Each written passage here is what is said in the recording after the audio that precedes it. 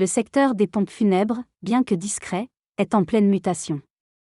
Certains acteurs historiques, comme cet homme dont le grand-père a fondé une entreprise familiale, voient leur relève manquer à l'appel. D'autres, comme B.J. Wolfe, fondateur d'une chaîne de pompes funèbres, cherchent à moderniser le secteur en numérisant et en standardisant les pratiques. Malgré les défis liés à la relation délicate avec les familles endeuillées, ces entrepreneurs mettent en avant des valeurs de travail, de fiabilité et de respect de la tradition. Ces évolutions suscitent des questionnements sur l'importance de la dimension humaine et du tact dans un métier où la proximité avec la mort est quotidienne. Une femme, affectée par la mort récente de sa mère, se retrouve à accompagner son oncle pour choisir un cercueil et planifier les obsèques. 4 ans plus tard, son oncle décède et elle contacte une agence funéraire pour s'occuper du corps, mais découvre une confusion concernant l'identité du défunt. Par la suite, l'histoire se déroule autour de Maoria, une boutique funéraire innovante cherchant à moderniser le secteur. Le fondateur, B.N. Wolfe, veut instaurer une culture du deuil plus transparente et accessible. En parallèle, le marché funéraire allemand, encore dominé par des entreprises familiales, connaît des transformations avec l'émergence de nouvelles initiatives telles que la société de services funéraires de Schmidt.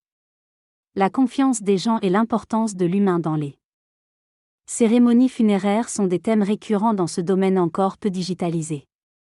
Lucas a créé sa société de pompes funèbres en Allemagne il y a 3 ans, mais il rencontre des difficultés inattendues.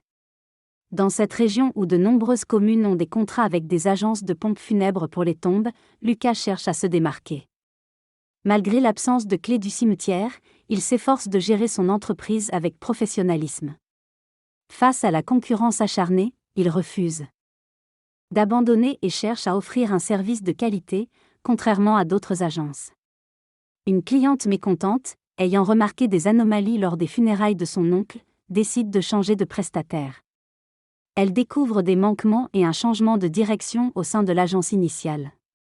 En parallèle, des soucis financiers et des dysfonctionnements lors de funérailles sont également rapportés, accentuant les défis auxquels Lucas et d'autres propriétaires d'entreprises de pompes funèbres doivent faire face.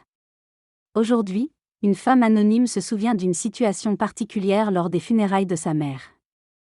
Le cercueil n'était pas descendu dans la tombe en présence des proches, car elle ne voulait pas que sa mère soit enterrée.